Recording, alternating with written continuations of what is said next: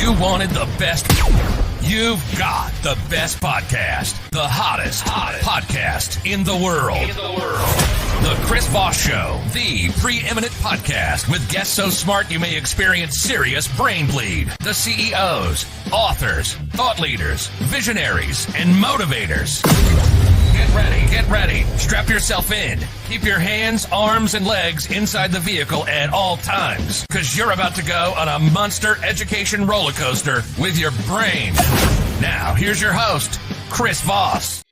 Hi, folks. Chris Voss here from thechrisvossshow.com, thechrisvossshow.com. Welcome to the big show, my family and friends. We certainly appreciate you guys coming by. What a great, awesome day it is. You know why? Because we are honored to have the most greatest audience in the world join us today. And if I can't suck up to you any harder than that, I don't know what I have to do. But I love you people. The Chris Voss Show is a giant family that gets together kind of around the Chris Voss podcast Thanksgiving table every episode. There's 2 to 3 of them a day, by the way, these days. Simon Schuster is like auto booking all their clients, all the other authors on here, and I'm kind of losing my mind. But I'm doing it for the love of my audience, to give you guys the greatest content ever known to man. Or, at least close to it somewhere, maybe a margin here or there. I don't know. Number 2, number 1, the best. But my audience is the best because you guys show up and you love the show and you download it. So thanks for sharing it to all your friends and family and all the 5-star reviews we get. Go to goodreads.com/Chris Voss, youtube.com/Chris Voss, LinkedIn/Chris Voss, all those places on the interwebs that we have. Today we have an amazing entrepreneur on the show. She's going to tell us about her amazing journey and some of the stuff she does. She owns 3 businesses on top of having a husband and 5 children. I'm not sure which sounds harder to do, but we'll get the words out of her on what she's doing. Alisa Applewhite is on the show with us today. She is a CEO times 3. She owns 3 businesses, top of the line healthcare staffing, the real Alisa Applewhite Consulting. I should have that. The real Chris Voss Consulting. And TOTLHS Heart of Gold is her nonprofit. She even has a nonprofit. Look at her. I'm a native, or she's a native. I'm reading her bio in third person, by the way. She is a native of New Jersey, residing in North Carolina for 21 years. Does that make you a native still of New Jersey? Chris, they won't claim me. They told me I can't come back. I mean, have you seen New Jersey lately? You can't even pump your own gas there. She has an amazing husband. At least that's what she's saying for now. It depends on what day you catch her. I'm just kidding. I don't know what goes on in her house. But she has an amazing husband and 5 beautiful children. She's been in healthcare for 18 years. Yes. Her passion is taking care of people and educate them about health. Her mission is to change the patient's view by restoring compassion, integrity, and trust into every patient, staff, and client. Welcome to the show, Alisa. How are you?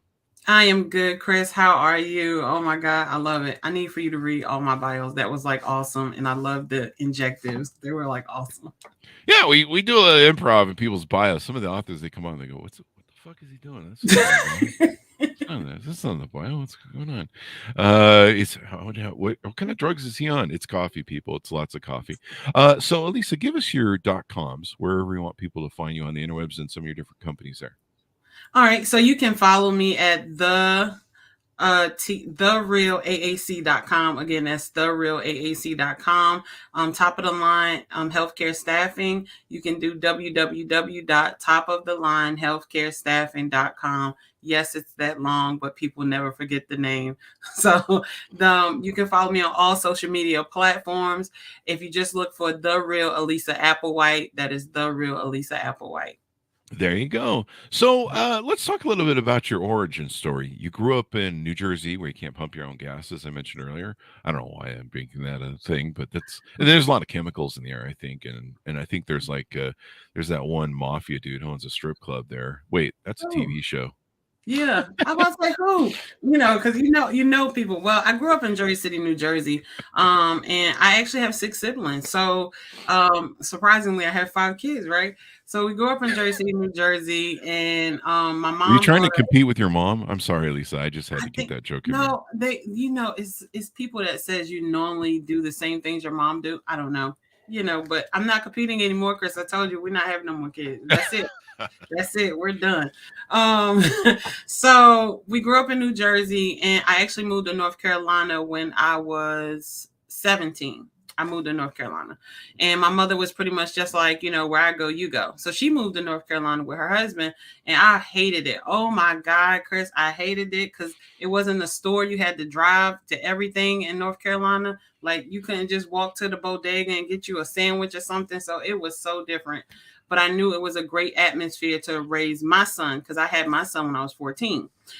So I knew it would be a great place to raise him. And I went here, stayed in North Carolina, went to college here in North Carolina, became a nurse. Before I became a nurse, I was a certified nursing assistant for about 4 years. And I think it's 5. I'd be forgetting how many years, Chris, but I know I used to help patients one-to-one. Right. So I was a certified nursing assistant. And for people who don't know what that is, that's the assistant to the nurse, where you bathe the patients, you brush the patient's teeth. If the teeth in their mouth or out their mouth, you brush their hair. If they have a wig or not, you get them right for the day. You get them normalized on base how they normally are. So I did that for a couple of years. Then I became a licensed practical nurse, which is an LPN. And that is primarily the nurse who works in nursing homes and doctors' offices. And then I became a registered nurse because they always have this joke in nursing, like, hey, so if you're an LPN, you're a low paid nurse.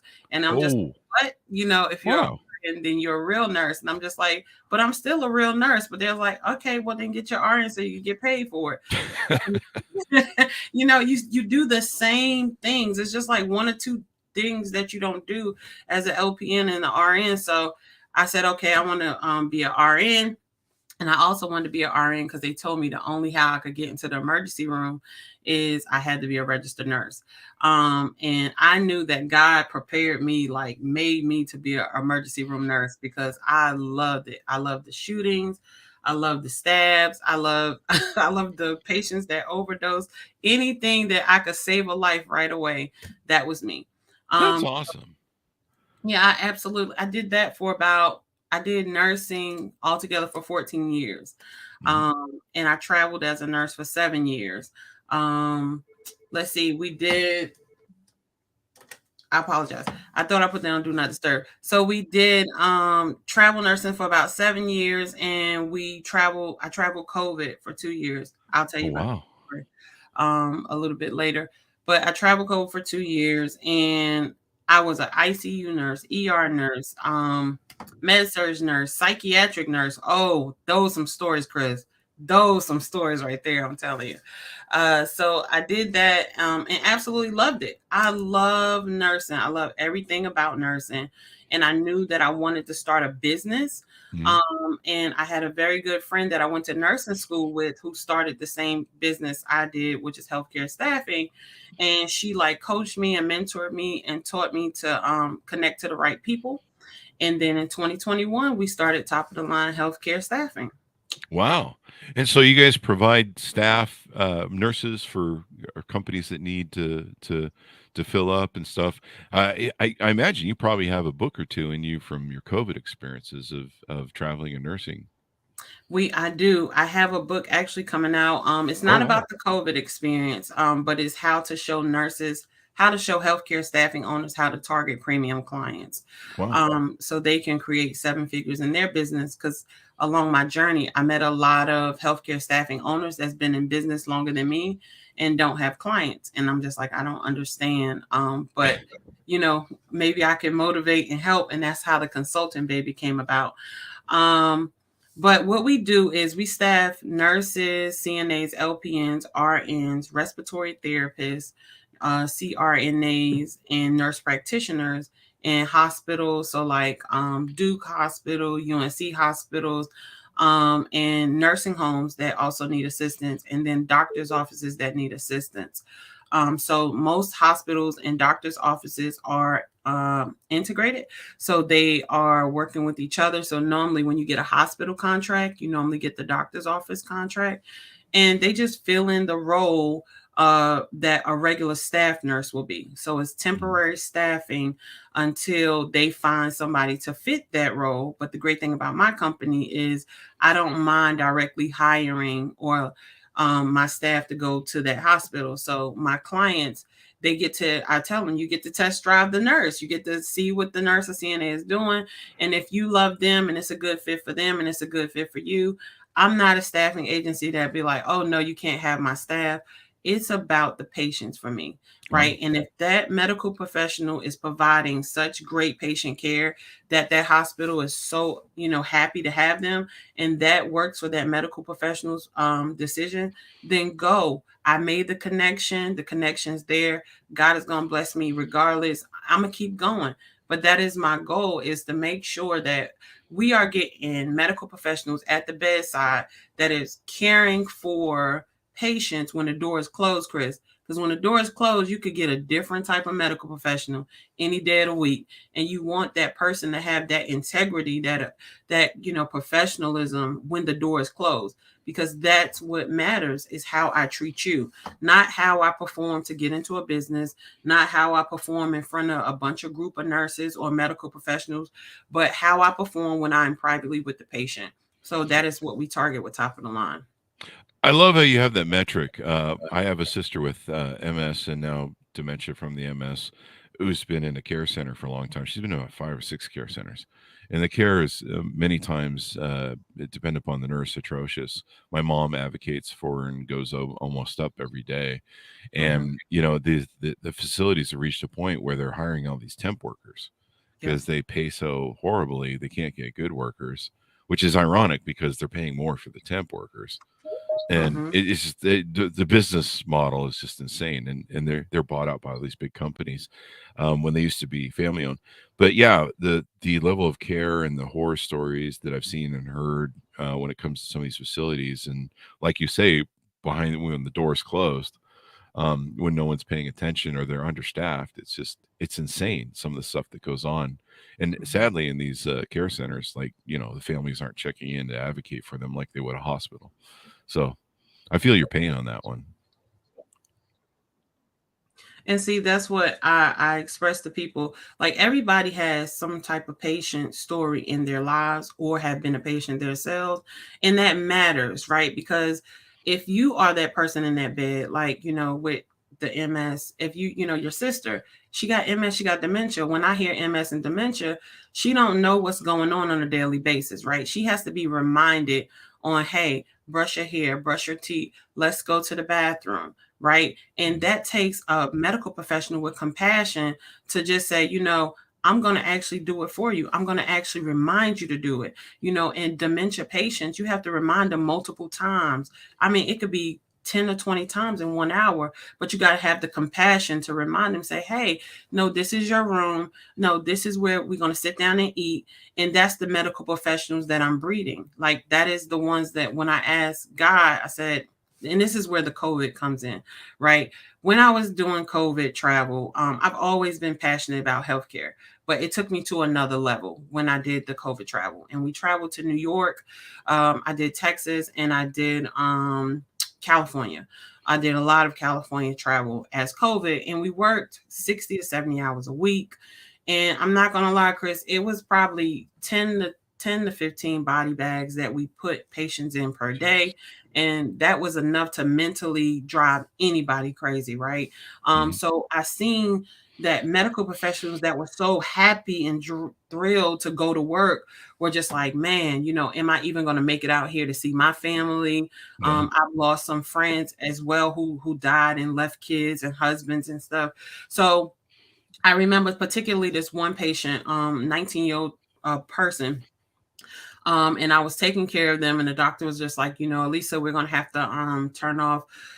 We're going to have to turn off the machine because the vent. We're going to have to turn off the vent because, they're just, it's just not, the comorbidities and stuff is just not working. So we're going to have to turn it off.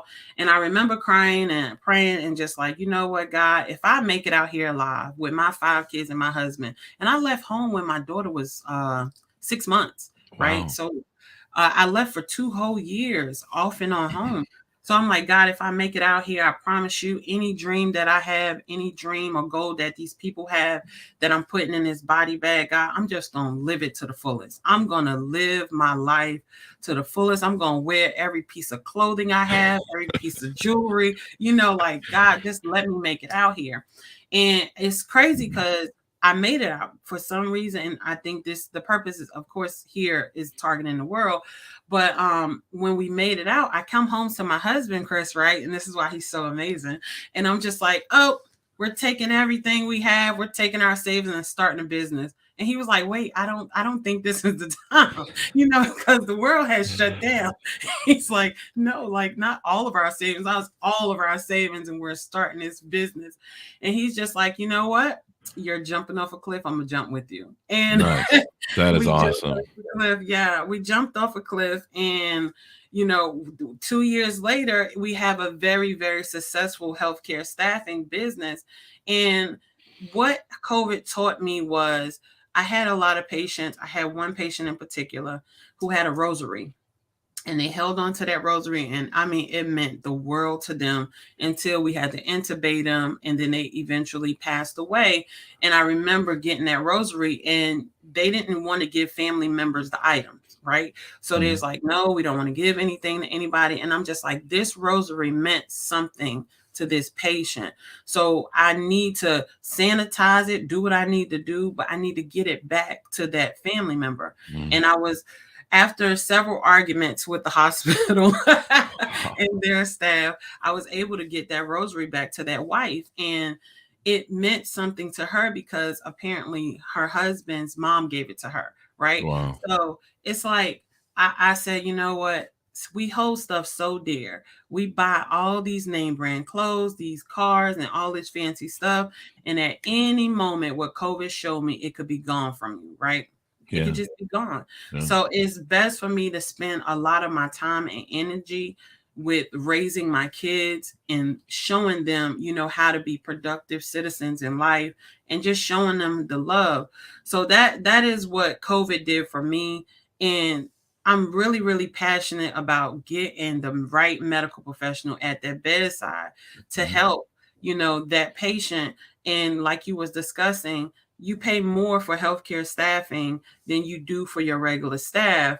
But in reality, you actually pay cheaper for healthcare staffing than you do for regular staff, because staffing agencies pay all the costs. So we pay the workers' comp, we pay the professional liability. If anything happens, we eat that cost, where the hospital just pays one flat fee just to have that experienced medical professional at the bedside. They don't have to pay for orientation. They don't have to pay for background checks or drug screens. They don't have to pay for like the rechecks of drug screens. Staffing agencies, they eat that. So what hospitals and doctors' offices do, they'll pay that high fee now, but they want permanent staff, because the more permanent staff you have invested in your company, the more effective it's going to be for you.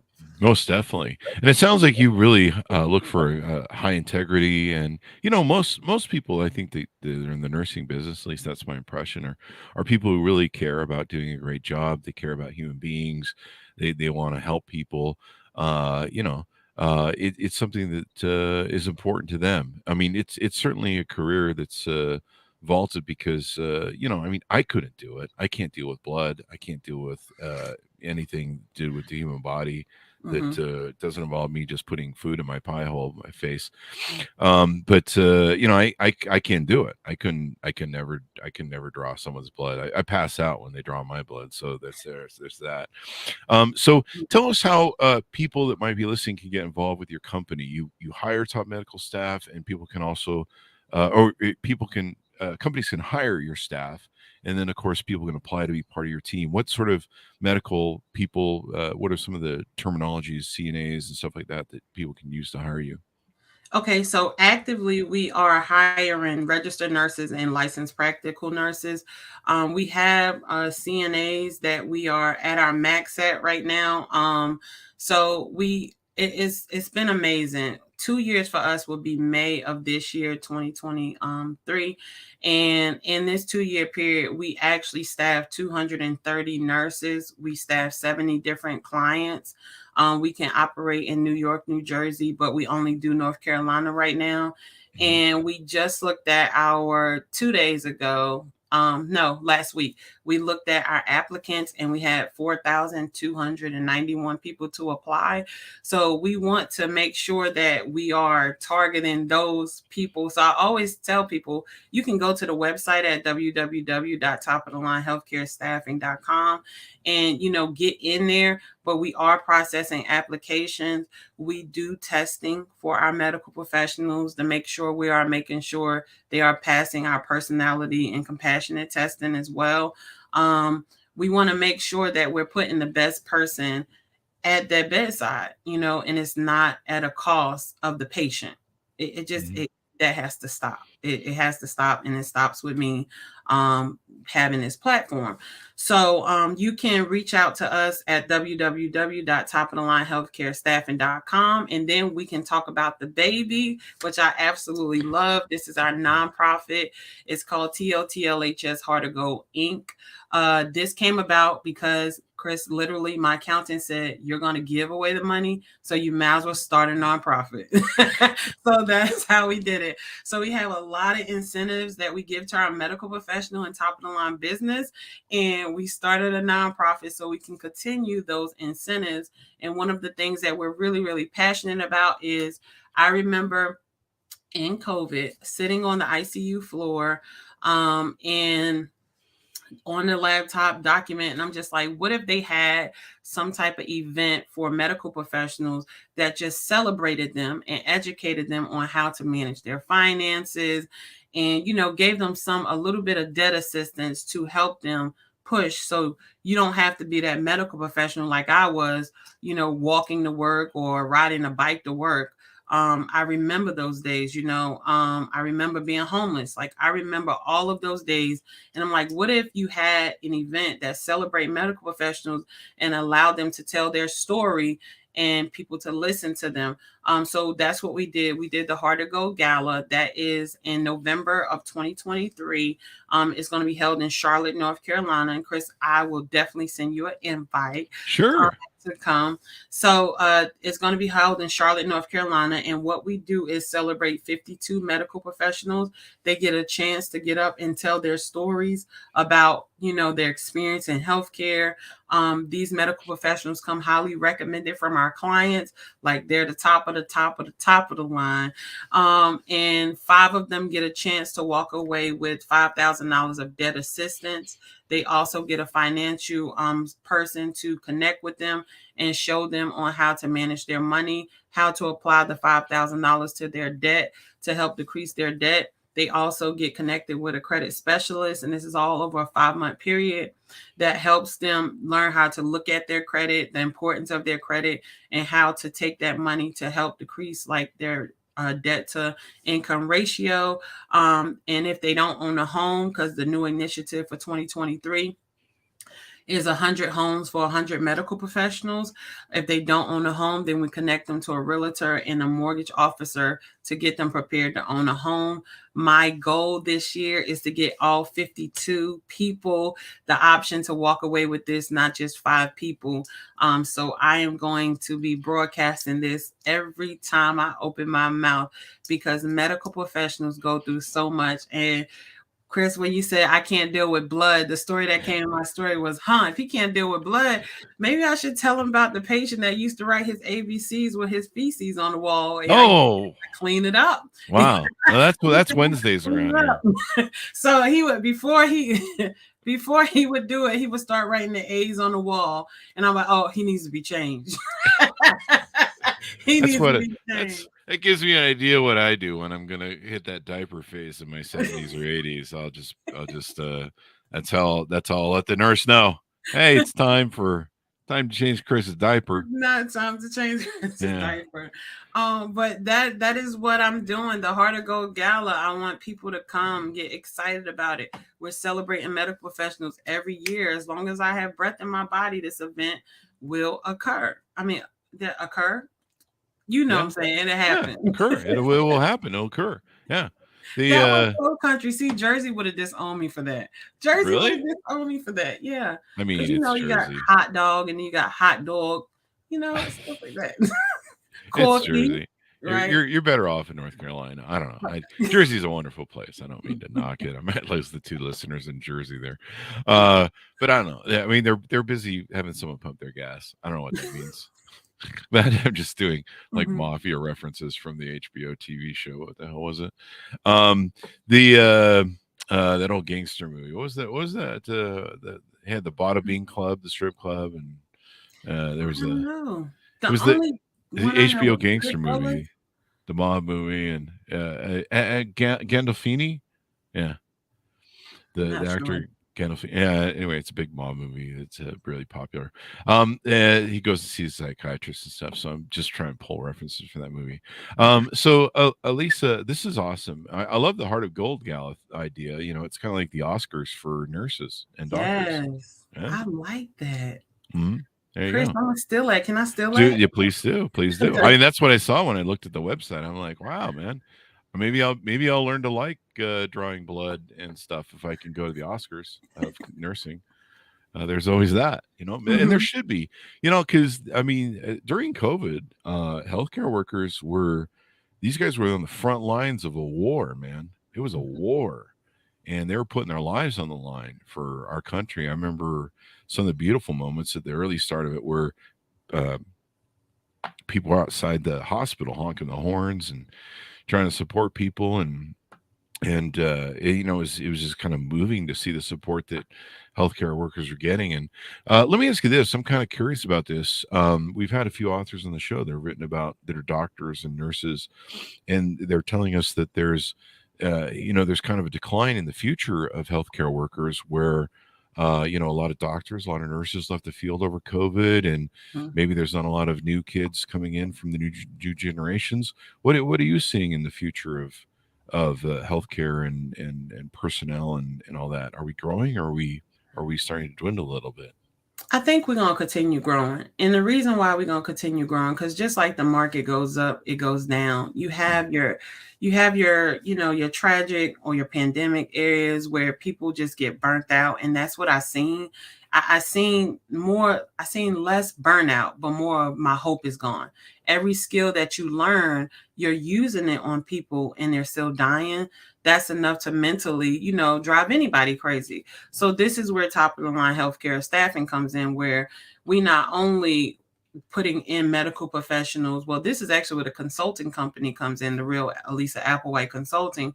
We're not only putting in medical professionals in the hospital temporary for the staffing company, but now we are educating the hospitals on how to retain their staff. We are also doing one-to-one education with medical professionals to show them on how to get that compassion back, to get back on the mission, get back on the oath that we made. Because once you're a medical professional, that oath is deeper than any amount that anybody pays you, right? Mm. And you see somebody else is getting paid and they're doing less work. You're like, oh, I want to get paid more. I want to get paid, but it's not about the pay based on what you go through. I don't feel like there's enough money that you can pay a medical professional based on the mental stuff that they go through on a daily basis. So I don't think that it's going to decrease. I know with me being out here in the world, I'm going to target a lot of hospitals, nursing homes, and medical professionals so we can try not to have that drastic decrease. But it comes with time, but there'll always be medical professionals that's trying to get into medical school, Mm. or I mean, medical school and nursing school. And the thing about it is, there's just not enough slots in the nursing schools, or the medical schools to Wow. graduate them quick enough. You have a Wow. lot of people that apply, to these schools, and they only have this amount of slots. And then you got to wait a whole nother year. Some people don't wait another year; they go into other professions. Wow. You know, so I think that if they come with me to consult them appropriately, these colleges and hospitals, I can get them some more medical staff. They just got to come get me. There you go. And they can do that at your other site, right? The The real real, Alisa Applewhite Consulting. yeah, therealaac.com. There you go. There Yep. you go. And so you've got different packages on there, products that you have up for things, education for life. People can go there and then of course they can, I guess, get in touch with you and do one-on-one consultations with you. Yes, definitely. If they want to do one-on-one consultations, they can. We do have 15-minute free consultations just to make sure that we're a fit. And if we're not a fit, because I make sure I network so heavily, I always connect them to the right people. There you go. Mhm. Networking is really important and really smart too, as always. Anything more we haven't discussed on everything you do there with your 3 different companies? No, I think we discussed everything. I just want people to know that like compassion is everything for me, and Mhm. compassion can't be taught. You have to have it, and once you have it, then I can revitalize it, bring it back to life, right? But some people they just like I ain't got time for that. And if you don't have time for that, then don't be in healthcare. I mean, there's other Yeah. jobs. There's other jobs. But with this mission, Chris, we are going to help medical professionals who felt like they lost it, felt like they lost the hope, felt like they lost the skills, regain it, and get back out there and take care of patients. Because at any moment, right now, while I'm talking to you, right now, while you're talking to me, I can have a heart attack, you can have a stroke. We both patients. Who gonna take care of us, Chris? Who gonna do it? You I know? hope it's you because I can't take care of anybody. I suck Right. at it. I'd be like, I'll call 911, but Uh-huh. I can't, I'm not going to take your blood because I'll Right. pass out. Well, we want to make sure that somebody is prepared to take care of us. Exactly. Who can take blood without passing out? Exactly, because then that's 2 patients. That happened to me so many times where you like, "Hey, look, can you tolerate blood? Because I'm not taking care of 2 people. I'll put you in the next bed." And that's why I appreciate healthcare workers because they can do stuff I can't. My brother went to school for to be a doctor, and I'm just like, good for you, man. Because I could never I start losing my mind if I'm not so bad as I used to be, but it used to be if I didn't have a big meal, I'd start getting woozy after having my blood taken. I'd be like a big baby. Just Mhm. even getting like the COVID shots, I was like, it's like, oh God, oh, don't hurt me. Don't Look hurt the me. other way. I'm Look like the a other big way. boob when it comes down to any of that sort of stuff. I go from Mhm. being a man to just a baby going, don't stab me with a needle. It's gonna You hurt know for the a best day. thing, Chris, is to see a muscle bound man like all they do is in the gym all day, and you pull Oh out yeah. that needle and they just start crying. You be like, it's I always say, is somebody pranking me? Is Ashton Kutcher around? Like, what's going on? Like, this is so funny. And they'll start crying, and you have to remain professional. And at one point, I'm just like, look, if you could pick up 500 pounds, you could take this needle, okay? You gotta love it, man. You gotta love it. Yes. Well, this has been wonderful to have you on, and I'm glad there's people like you, Alisa, in the business doing this and making the business better because we need more nurses because I think we lost a few during the business and more doctors and stuff. So when I reach the age where I need to start seeing the doctor on a regular basis, I want to be able to have somebody there because otherwise, Right. I don't want to have to take my own blood. That would Right. suck. Well, call me, Chris. We will I get will you. call you. We I'll will call get you. you personal staff, sir. Oh, that's right. I Yes. can get rich enough. I'll just hire my own staff to be in my house, and they can take my blood. And I think there's a guy doing that. He's like, Mhm. he's like he spends $2 million a year to have his own staff and his own systems set up in his home, and Oh like he's like wow. he does the perfect eating. He's trying to live forever, I guess, which is Oh kind of wow. delusional, when you think about it. But hey, man, if you want to spend $2 million to see if you can pull it off, good for you, Uh-huh. man. Have fun with that. I don't think I'll charge you $2 million a year. That's a lot of money, Chris. For one He person? he's Oh doing God. he's doing a lot of stuff that he's trying to do all this fountain of youth sort of Oh. holistic crap, and they're constantly monitoring him and checking him and stuff. And I don't know, man. I got to 55 without seeing the doctor very often, and I just have a thing where I just like try not to see them as much as possible, Mm-hmm. and it seems to be working for me. So just like that. But I evidently am blessed with some good genetics, so I have that. That, Uh-huh. and I don't do stupid shit like go skiing and stuff, like end up Don't do that. sliding into a tree. Anyway, Alisa, give us your plugs, your .com, so people can find you on the interwebs and get to know you better. Okay, you can find me at www.topofthelinehealthcarestaffing.com. That's www.topofthelinehealthcarestaffing.com, or you can find me at www.therealaac.com. /gala. I want everybody to go to that one. Definitely go to that one. So www.therealaac.com/gala, so you can register for the gala, y'all. I'm excited. Thank There you you so go. much, Chris, for having me. And I thank you for appreciate it. coming. We really appreciate it. It's been fun and funny. We need to have an Oscars that's for the nursing and healthcare. Screw those Hollywood people. Screw those people. Yeah, let's put the Oscars of nursing on TV. Let's have a big celebration like the Academy Awards, red carpet, and all that sort of stuff. Let's take care of the people who actually take care of us. Hey, I've never had like Robert De Niro take my blood. Screw that guy. They're wonderful people. They are wonderful people, and the way they gotta act, yeah. That's true. Yeah. Even some of them might end up in the psych ward where nurses are. Yeah, well, my psychiatrist says I should have been there a long time ago. He's still recommending a frontal lobotomy, so there you go. Okay. But I'd rather have this Yep. But I appreciate it. And I'm reading your book. I am heavily reading your book, the Never Split the Difference. Yeah, actually my book is Beacons of Leadership. Yeah. Okay. Yeah. There's 2 Chris Vosses. I'm the one with the huge podcast. So there you go. Okay. There you go. Anyway, thank you very much for coming on the show, Alisa. We really appreciate it. Thank you for having me. I really, really appreciate it as well. There you go. And thanks for tuning into my audience. Go to goodreads.com/Chris Voss, youtube.com/Chris Voss, linkedin.com/Chris Voss, all those crazy places on the internet. Thanks for tuning in. Be good to each other. Stay safe. And we'll see you guys next time.